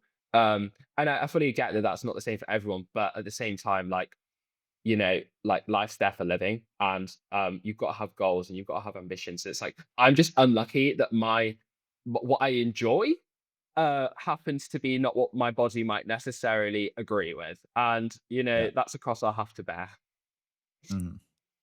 I think that I think the way you phrased that was so good. Of like, it's just an individual choice because um, I feel the same way about a lot of things, and I know that a lot of people won't agree with that. Like, and I understand that it could also be a selfish thought, but it's kind of like, well, for the two of us, if someone took running away from us right now, I'm sure that would make our lives worse in so many ways, Yeah. right? Like it would take away so many things. And so then you could also argue, and it might not be fair that I'm making the argument on behalf of my family and stuff like that, but I would still argue that it's better for my fiance to have fewer years with me, but I'm super happy and a Yeah. great husband, for her, in the years to come, rather than a depressed, angry, bitter person that I lived for 5 or 10 more years. Like, Yeah. uh, and I understand it's controversial to say. I'm sure that some people are like, that's not fair. Like, I would not trade that, but for me, that's also the same choice that I would have made. I would rather do that, and that's also the same as like, there are people. My grandma, she's constantly worrying about me running because she's like, oh, that's not good for your heart. Just like a Yeah. typical grandma's Yeah, yeah, yeah. mentality. But I'm like, well, grandma, if something happens, I'm dying doing something I absolutely love, and You that's know what? how I want to go. It's so morbid, but I did say this to a friend. I thought, you know what? If it's lights out for me running the London Marathon, one of the best marathons in the world, going for a PB with all my friends and family out there on the course in an absolutely hilarious costume, like so be it. What a way to go out. And like, Hmm. yeah, Hmm. I'm obviously like I'm 24. That's really morbid to say, and obviously I wasn't expecting that to happen. But then yeah, also at the same time, it's like, guys, I'm a 24-year-old like trainee lawyer. Don't be taking health advice from me. I'm not giving you health advice, but like this isn't Exactly. like Yeah. this isn't like me trying to say, do as I do. It's more just like this is what I do. It might be interesting to you. Take what you want and leave the rest. And Hmm. like let me kind of like crack on because I'm gonna crack on either way. Uh and like, yeah, I also think that there's another side to it, right? Which is I think I touched on this slightly earlier, that my heart's actually strengthened in lots of regards ever since I've Yeah. um done a lot more running. All of that sort of zone 2, zone 1 running in the early hours of the morning has like really kind of improved my base, improved like my heart, the lower my like resting heart rate's massively lowered, which is quite good for someone with my condition. Um, I'm less cold all the time because my circulation's improved. All things like Hmm. that, it can be directly attributed to running. Yeah, and I think that's it too. Like, I think it's also when people are commenting or saying things like you said, it's a lack of or lack of information, right? Like, they don't know enough, and that's the thing. And to a lot of people, it's like, oh, pain is dangerous. So like with my condition, for instance, pain isn't dangerous for me. So I before I got my medication, I would eat painkillers to get through my workouts. Like, that's what it was like. And if it hurt, I would just have some more Advil. That was my life for a Yeah, yeah, while. and that's And dangerous. Taking the medication isn't dangerous, but like, so it's like actually being aware and dealing with your condition is what is much safer. yeah, and it's like, yes, it can be dangerous with the painkillers if you're not taking that under control, Yeah, like yeah, yeah, like circumstances as well. But still, like, the doctors were like, it's not like it's, and I guess my guess is that they were talking mostly about uh just like, if you have a painful knee, right, you shouldn't yes, keep on running because you should have it checked. For me, when my hips were hurting or my back was hurting or my chest was hurting, it was like not dangerous for me with that pain. It's just, I just have to get warmer. Like, when my hips are warm, then it's good.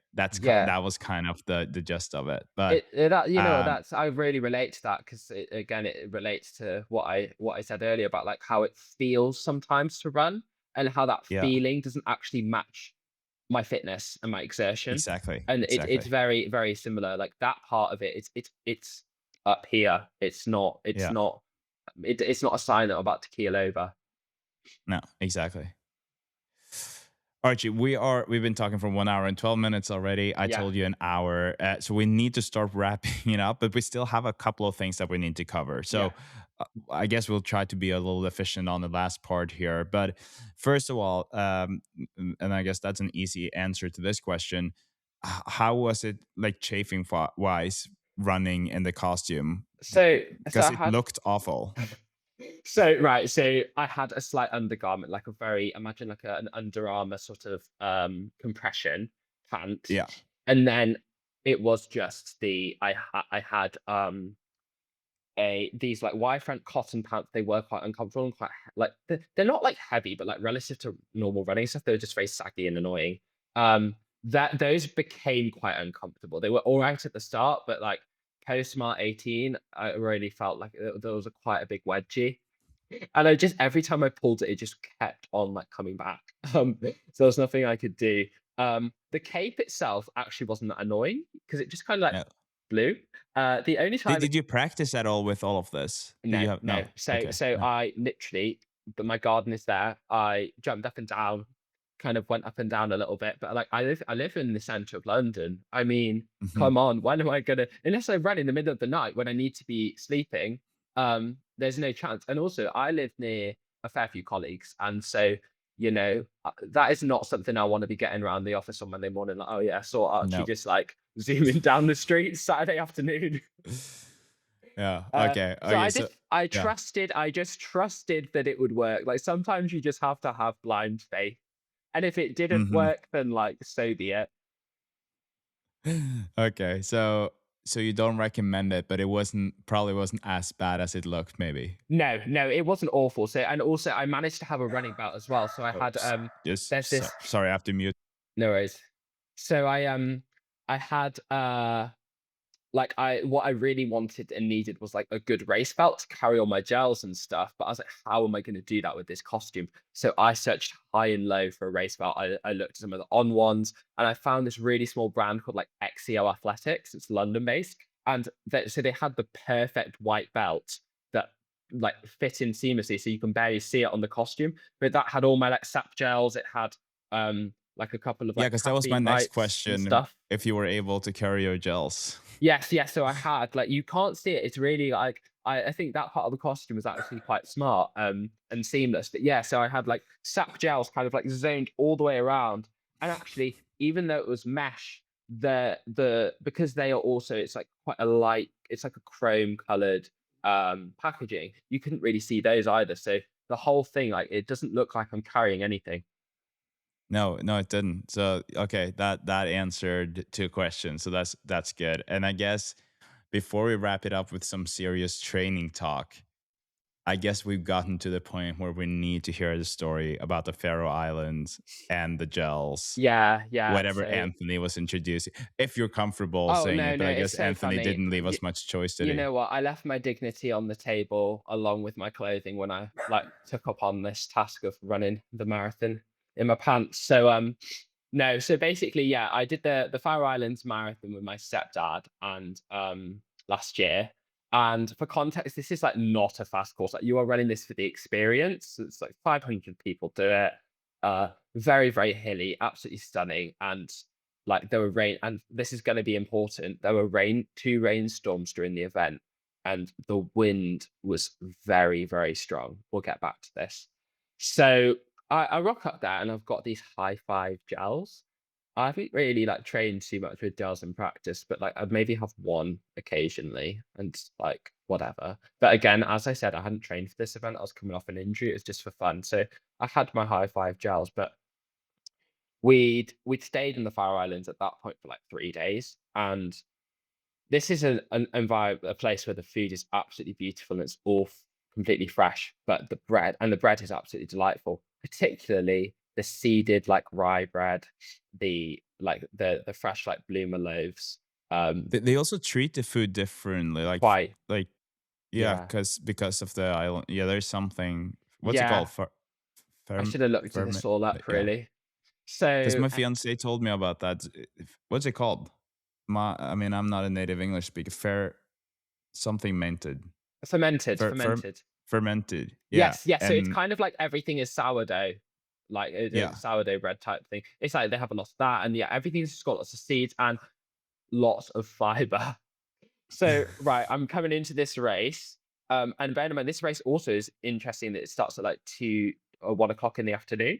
So you actually eat before. So I wasn't like I'm not a marathoner proper at this point. Like I don't really know that much in terms of like carb loading, etc. I'm just like right, you just got to eat a lot of carbohydrates. It's not that deep. Yeah, yeah. I didn't know about white bread, white pasta, all this. So the 3 days before, the amount of this seeded bread I'd had was crazy. The amount of like proteins and fresh fish, so much.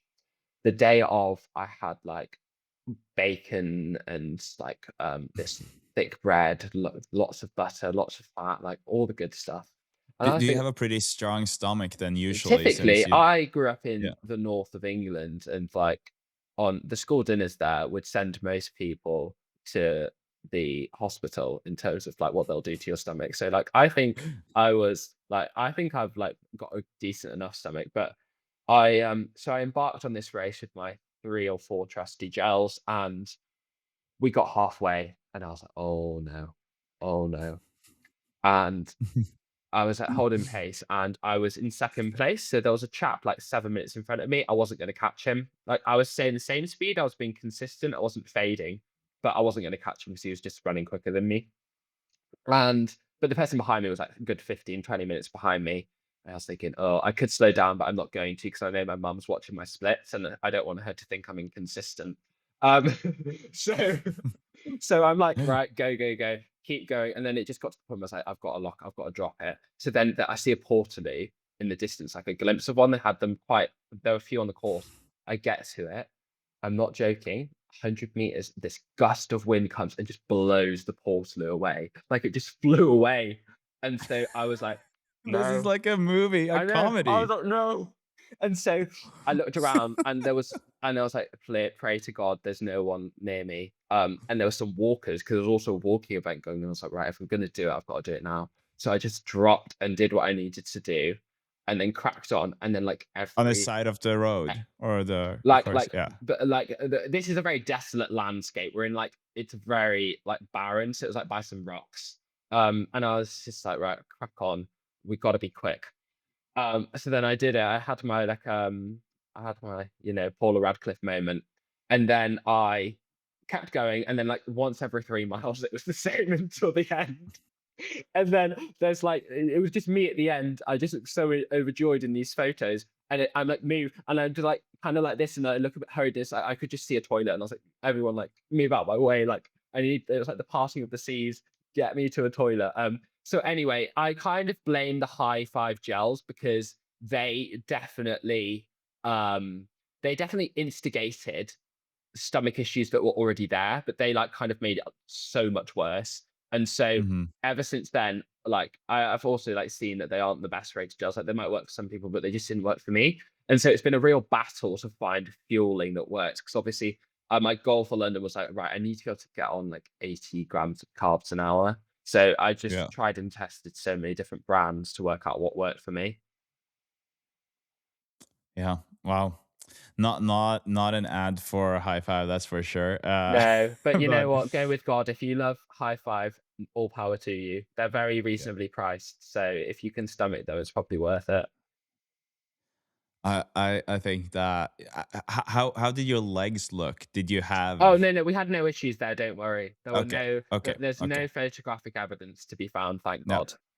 okay, good. But oh my god, I can picture that porta potty flying.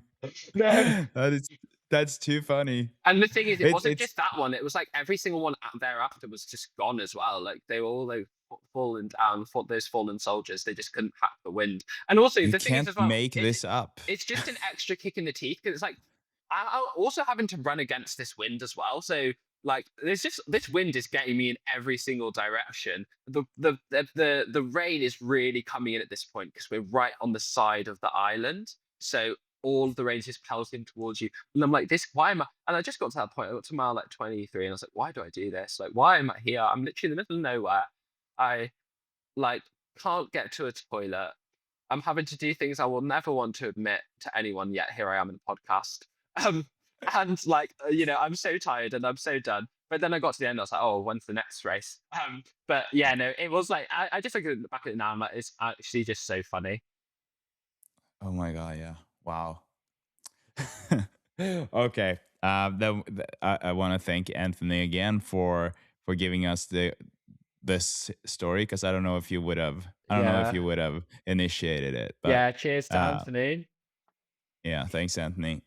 Uh, okay, last topic here, Archie. Uh, your training. You've touched on it a little bit before.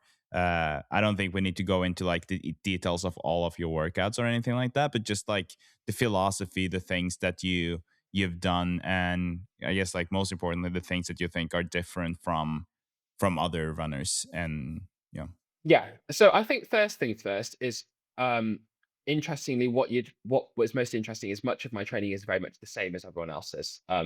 So lots and lots of zone one, zone two, easy work. That makes up the majority of my mileage, and just particularly for me, it makes up nearly all of my mileage. So I was coming in, and the rationale behind that is, I think, probably based on our earlier conversation, obvious to people, but it's because I need to minimize the amount of pressure I'm putting on my heart consistently. Mm, So doing lots and lots of hill reps, doing loads of really short, sharp efforts is not healthy. Just like putting too much pressure on it too often is not going to help me. So that is never really an option in terms of how I'm going to get faster, or so I thought. So I kind of was coming into this block, and I'd had a lot of base building, and I was like, I'd been base building around 70 miles a week, which was what, like 120, 110K, yeah. give or take. And I was like, right, I'm not at 230 level, and I want to run a sub 230.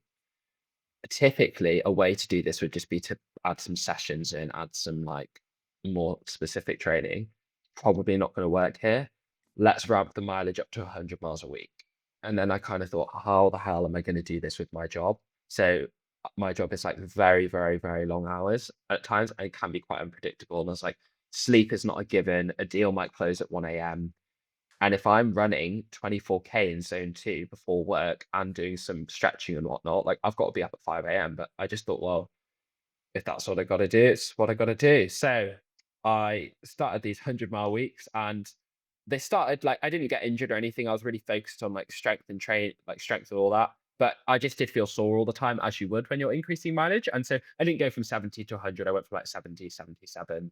But we ended up Hmm. between 100 and 110 for this block, which rounds out about to 155 to 170 Ks.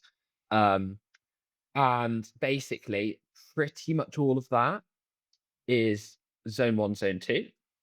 I Um, love that. with lots of, I live in a slightly hillier part of London, so we're going up and down hills a lot. We're doing and the occasional like marathon pace stuff as well. So in long runs, we'll do 8 miles at marathon pace. We'll do sometimes that in the week. Sometimes I'll go a bit faster if I'm feeling it. Um, but otherwise, pretty much that's it. And because the mileage increase for me was quite new, actually, I felt so tired all the time that adding intensity on top of that wouldn't have been, I would have gotten injured. It wouldn't have worked. So it meant, and I knew the training was working because I'd got to mile 10, week 10 of the block, and I was like, I'm not sore anymore. This Hmm. doesn't feel as hard, that this mileage. My body's gotten used to it. I'm feeling springy. I'm not feeling fatigued. And so I was like, this could be working. And then I got to Rome a few weeks later, and I was like, this is working. This has worked. Um, But did you only have that? Like, did you not have any workouts whatsoever? nope, I literally, love that. It's just, so cool. yeah, just so I think so yeah, like within 1 year, 1 year and like nearly 2 years, sorry, basically, we've gone from like a 118 something half to a 227, just basically off easy running and a little bit of marathon pace and the occasional race, like the occasional half marathon race. Hmm. That is it. And lots of skipping. So that's my other thing. I do lots of skipping because I treat it as almost a substitute for the elasticity that you can gain from like speed work. I know it's not a one to Hmm. one. I also should add I do strides as well. Sorry, I should add that as well. Yeah. Um, and I So just skipping like a kid going to yeah, school, kind like of. literally a skipping rope there every night. Yeah. Every morning and every night we're skipping. Um, How much? like 5 to 10 minutes each time. You build up to it because it's quite tiring. So I have a weighted skipping rope, which is makes it a little bit harder. But like, Hmm. yeah, it's just something you'll build up to. But I find that helps me a lot. And yeah, that is my training. It's slightly unorthodox, but it works for me, and I'm very happy with like how it was executed, like staying injury free whilst increasing the mileage to that extent. Especially considering my sleep does suffer because of my job. I'll be honest. Hmm. It really does suffer. I have to catch up a lot in the week. Probably if I'm getting 6 hours a night, that's a win. Yeah. Um, and so yeah, like I think like the block itself was a success based upon my standards. And yeah, it was just interesting because I almost felt like I was testing something out because I know everybody knows zone two running, zone one, zone two running is like golden and it's what you need to the majority of if you want to get faster. But like to only do that, I was like, has anyone tried this um Yeah. for a whole marathon block in order to PB? And like so when I was running Rome, hence why I was so excited, I was like, oh my god, this actually has worked. Um and so yeah, that's kind of my block. And I think, yeah, I think for those obviously without dilated cardiomyopathy, which is probably everyone listening to this, um, like what I think you can take away from that is like don't run too fast too often. You don't need to.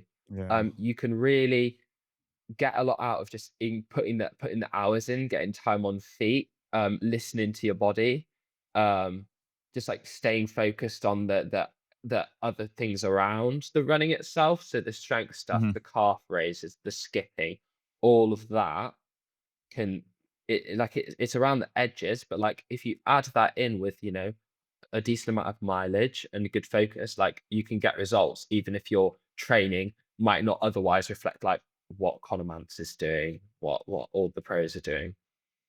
Yeah, because what's at least to me the most interesting part of this is that if there are haters now being like, oh yeah, but that wouldn't work. This works because of his condition. Like your condition doesn't make you like make this work better for you. It's just something that you're kind of forced to do. Yeah, yeah, So yeah, yeah, so yeah, all of us will have the same. If not, it will probably work even better for us, yeah, most likely because totally. our hearts are functioning normally. Yeah, you can probably And, get and the I adaptation more quickly, probably. yeah, and I love this. Like, I don't know how much you listen to the podcast in terms of like what I believe in, but I really believe in the like low intensity training and how that works. And so for my first marathon, which was a 2:52 marathon, which I think to this day is probably the best marathon I've done because I had 4 months of training. And prior to that, I did barely ran. Like, obviously, I came from sports like speed skating, but not a lot. And because of minor injuries, I wasn't able to do threshold work. Yeah, So I had like maybe I averaged one threshold workout a week, yeah. but they were never with great quality. I didn't really feel like I was able to do that. But as soon as I started trying to do marathon pace, it came to me so easily. I was like, how is this possible? Yeah, You yeah, know? like it's like this gear when you only run easy pace and then you step in your Pumas, your carbons, Hmm. and then you start running, you're like, oh my god, I didn't know I had this gear. But like Yeah. you do have it. You have to. I think for me it was just a lot of um putting a lot of faith in the unknown between the costume and the training, and like I was just trying out a lot of things for the first time and just seeing if they worked because there weren't any like examples of this being tried out to the extent that I've done it. Hmm. And this isn't to say that this is how I'm always going to train. So I think for me now, we had a really long conversation, my doctor and I, and we looked at my stats and we looked at the way in which like my heart's not just strengthened like since the last potential like checkup and stuff, but like over this last nearly 2 years. And we're both of the view that actually we can try a little bit more intensity. Now, I'm not going to go from Hmm. flash to bang and start doing workouts a week, like But two. can I ask why? Why would you want to? Like, because when Well, I I listen think to this, I'm I'm looking like, at it, and to be honest, Christian, I like it. Like, running yeah, is a hobby and it's fun, and running stone two all the time is a little bit boring. I will tell you that. Like, it can get a yeah, bit bland. So, like, yeah, I think just adding a little bit of threshold and stuff, it will keep me mentally like stimulated. yeah, And I want to run a super sub 220. I was always yeah, told you'll yeah. never run a sub three, you'll never run sub 230, you'll never run sub 230. And I'm like, I'm done. I don't want to listen to that anymore. I'm like, I want to run a sub 220. I'm like, what is that going to Hmm. take? And I'm looking at it and I'm like, if I can run all this time without any intensity, imagine what I can do with a bit of intensity. Like I genuinely Yeah. think because I genuinely think that it could knock quite a bit of time off in a reasonably like short time frame relative to like how long it might take um other people. Hmm. And also like the way I look at it is, as I said, my body's gotten really used to that high mileage. Like I told you, I've run 32K yesterday, did London last week, fine. Yeah. um Yeah. I've got a 110K ultra next month. It's like that part of it I think I'm okay with now. So for me, I'm like, right, let's see. And if it doesn't work, I'll stop. That's fine. Hmm. But I'm like, I want to run sub 220 within the next 2 years. And I just think that this is a good route to get in towards that. Yeah. And when I say sessions, I'm not going to get out here running 400 meters intervals tomorrow, because that's not sensible, but like a little bit more threshold stuff, Yeah. particularly for me, if I can warm the heart up a bit, like if I can slowly increase the intensity, progression runs, like thresholds, that kind of thing, um, Hmm. is better than like doing loads of hill reps. And I do love a hill rep though, don't get me wrong. Um, so yeah, that's how I'm going to tweak my training going forward. But I would say that I'm not tweaking that because I think this training has been bad. I will tell everyone, like, the gains I've gotten from it has been beyond what I expected, and I think just go shit at that kind of training is really gonna work, and for me, it's just more like almost I'm treating it almost like a scientific experiment, like, right, so we've done all of that, we've gotten to this time, now if we add that and add this, what does it Hmm. equal to? So yeah, that's kind of like my training approach, but yeah, like, do you what's your, like, kind of, like, overarching thoughts? Do you think that, like, I it's a good idea to shake it up, or do you think, like, I could just continue as I am and the times will come I down? mean, like, I don't know if I'm the right person to ask, but I would say that, like, it's kind of like never change a winning team, and then some people would say you have to change a winning team to keep it a winning, like, still be a Yeah. winning team. But I'd say that if you are able to run a 227, because we're not talking just like a sub 3 marathon, because I think that to a lot of people they would be like, oh yeah, this is just gonna work until a certain time, but I don't see why this would stop working. Like when you're down to the time that you're at with the 227, I don't see why it would not work. um I suppose that the, my thought process is I might get a couple of minutes quicker on the same approach with the same mileage, but maybe it is for me, I'm looking at it as like, would I have to increase my mileage again, like bump it up? And I'm like, I don't have enough time to do that because of my yeah. job. And so I'm A- kind of like, And but then the question is also like, because your body is clearly responding so well to what you're doing. yeah, So if you stayed at the same mileage but you increased intensity, and I think that there are not a lot of people who are ballsy enough to try what you've been forced to do. yeah. So so when people are saying you have to add intensity to get that last bit or to do this, those are the people who've never tried doing what you've done. Yeah. I was supposed So I'm thinking that it's the is like opposite way around. this is just if I was to argue your case in terms of like why I would keep doing it. And I think that in terms of longevity, you will be able to run for much longer. It's going to be much more sustainable for you to keep this up, what you're doing now. Yeah. And you, like Anthony said, you've only had 21 months. So it's kind of, um, I would just be curious to see if you kept the same consistency with the same mileage, and then next year, like London next year, where would you be at? Yeah, that And is I the thing is I'm so torn because also when I say I'm gonna add it, I mean like 1 or 2 sessions a week, and then we'll go from there. yeah. And this is just to try it because I don't have my next big goal race is Florence Marathon, which isn't until November 29th. So I've Mhm. got time to like work out, to try different things, do a couple of like non-goal races like this ultra that are just sort of like bucket list things to do. Yeah.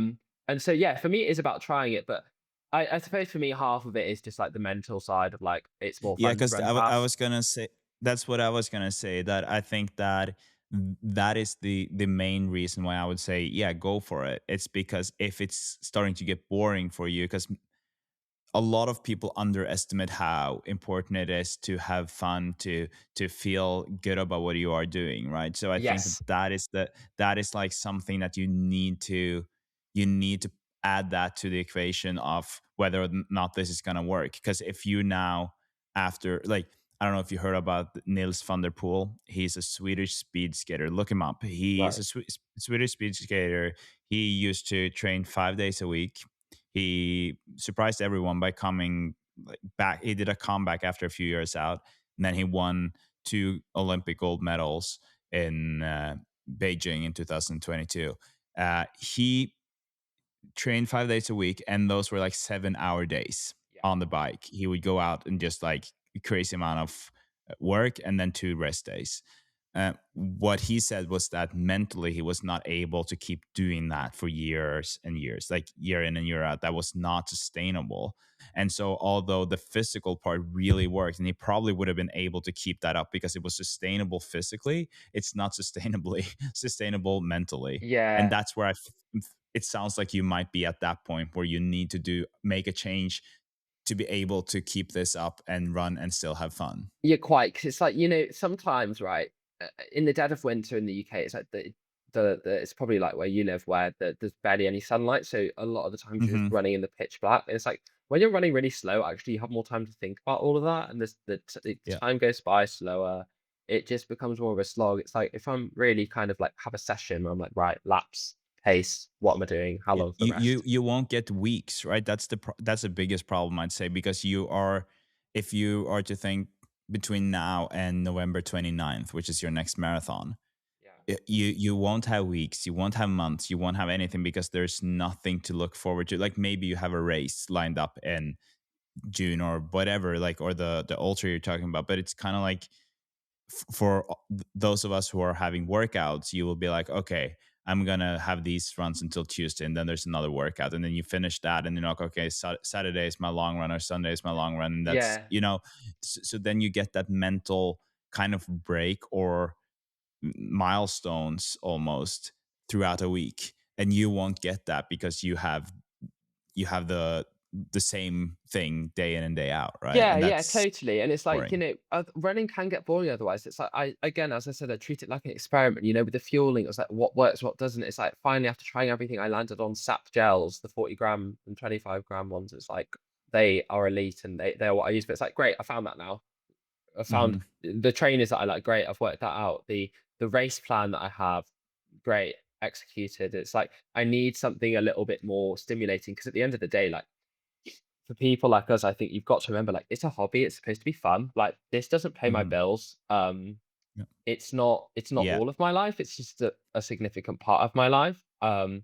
And so, like, there's no point if you're not having a good time. And Yeah. in terms of like a risk and reward, there's basically no risk in switching up the training plan style if you're not in a block, Yeah. you know, No. because actually it's the best time to do it is to play around with things. And for me, it's not really like, I know for a fact that, like, if I increase, like, there's kind of like no way in which increasing intensity and getting more sessions wouldn't make me quicker, right? That's just like, Mhm. Mhm. logically, for pretty much every other runner that has ever done that. So provided they haven't gotten injured, like, it's made them quicker. So that isn't my question. I'm like, it would make me quicker. But the question is it safe? And that's Yeah. kind of the test that I'm going to be kind of like looking at. I And see. then if it turns out isn't safe, then we continue on our other experiment, and we Yeah. see how Yeah. far can It's high not. mileage get us. Because I tell you what, if it is the case that I only can run high mileage, and the only way I'll get to run a sub 220 is by, like, having to increase the mileage beyond what I'm doing now, such that I'm running I'm having to get up at 4:30, then so be it. But I will do it, because Mhm. I've said publicly that one day I would like to run that goal, and run that time. And so, yeah, like, I will do whatever it takes to try and do whatever it takes. So that at least I can leave everything on the table. Like, if it turns out that my physical capacity is such that I can't run that time, and I try and I try and I try and I never get it, that's fine. But I've got to at least, like, put the cards on the table. And for me, I genuinely think the most efficient route to that, and the most enjoyable, will be the update, like, more intensity. And that's kind of why I'm toying with maybe getting a coach. Just to Mhm. kind of like have somebody to bounce different session ideas and stuff off of. But yeah, I don't know. If You anyone really out there you wants will to take me on as I promise I won't sue you if we have any issues health related. Uh, but but you will just have to have a very open-minded coach, I think, because yeah. that is the thing. Because there are not a lot of coaches who would say that, okay, if this doesn't work, you can only do like zone one, zone two work, and then they'll help you out. They will not, because no one really knows how to coach anyone who does that, right? Like Well, there's no or there's no no. coaching. It's just like, I don't No, need to be. that's true, but that's true, but it's still, Yeah, I don't know. It's really, really interesting, Archie, because I think that this can, in some ways, especially if you get to that sub 220, it's going to revolutionize so much because there are so many runners who are struggling with intensity work, and whether or not they are cutting it completely, they could do like, okay, so they have like a quarter of the work in a week that they used to have, but they can up their mileage, right? So Yeah. it's very rarely that y- you will get injured from those easy runs. That is not usually the problem. Like the things you cut out from your training as soon as you start getting a niggle is the work, right? Like the workouts. So um yeah, I think it's very interesting, and I think that totally regardless of what you end up doing, it's such a cool thing for the listeners here and for me to know that that's possible and to see that. And I think that um i- there are a lot of people who could say the same thing, but they don't have that 227 marathon Yeah, to like kind of prove it. I feel like I do feel like if I was coming on here, say I was just ran a sub, because I would say the Faroe Islands, I did like a 2:52, um, Yeah. with the background that we've already discussed on that course, Mhm. etc. But if I said, all right, I'm a 2:52 marathoner on like a regular, like say I run it in Copenhagen next week, right? And I said this is my plan, and I'm going to run a 2:27. You would probably look at me like I was crazy. Oh So yeah, like, no one would believe you. I probably would have believed you because I believe in that yeah, yeah, theory, yeah, that yeah. philosophy, but most people wouldn't. And I'm sure that even now listening to this, there are some people who will say, yeah, but he has a tremendous talent. Yeah, This but is how can not you for say a that? norm. So No, I I get agree. this as I well. I'm agree. like, I just I don't think like, well, first of all, I find like I'm not. I mean, maybe, but then at the same time, it's like, can you call someone with a heart disease to say they have a talent for running? Like that seems like an oxymoron. I Um, agree. No. uh, but I know what you mean, because it's like obviously there's other parts of that your physiology that can make you suited to running fine. And I think like I'm quite fortunate, like having increased my kilometers per mileage per week, say kilometers from like 42 years ago to 170. Like that's quite a big jump. So there are things that like, yeah, maybe my body's more suited to it, but like I think a lot of this stuff, it's like even if it doesn't get you to 2:27, it might get you down 10 minutes. You know, Yeah, if you're exactly. And that's what I think that is the most important thing here. There's like for anyone listening to this, if you are trying to do like qualify for Boston and you're running a 258 marathon right now and you want to get down 10 minutes, I genuinely believe that you are proving that it's possible to do this without having to do all the harder workouts. But then we will always have that what we just talked about in terms of the mental part of it. I think that a lot of people wouldn't be able to sustain their training mentally if they only did that, unless you are so into it and you believe in it so much, because a lot of us will also need to have that verification throughout the block that, oh, I'm getting better. Yeah, And so you're like really going for in blind. That's the one thing I will yeah, say because though. for you I guess like your average pace for London is like around 330 per k, right? Yeah, I think, yeah, 3:28 it was. Odds. Yeah. That's what Strava told me. A- and so what is your pace when you're running your zone 1 zone 2? 5 minutes, something. Yeah, right. Yeah, like not so, fast. Maybe four, so late fours if I'm mid. Sometimes it can actually be like down to 4:30. It really depends, to be honest. I yeah, go by but feel. still But if the heart rate's still going above 130, I'm like, yeah. no, stop. Okay, so this just proves it even more because I think that some of the like if you had some haters or people criticizing this now, they would be like, "Oh, but his easy runs are probably not easy." But then it's like, "Oh, a 227 marathoner running 5 minutes per k." It's like Check that my is easy. Strava. Yeah. Oh my wow.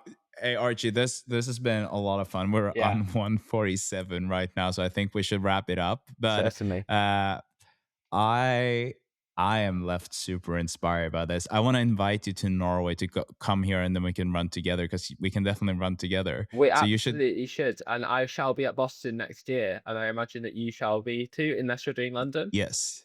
Or I'll be I'm both. doing Boston with my dad and then I'm planning on doing London Oh my the god, weekend that's after. literally But my yeah. plan, Christian. I'm planning on like doing Boston for the vibes, Mhm. and then like doing London again. Like, Perfect. let's get Same at it. plan. And then we'll have to do a follow up based, seeing like, I'm inviting myself back. Sorry.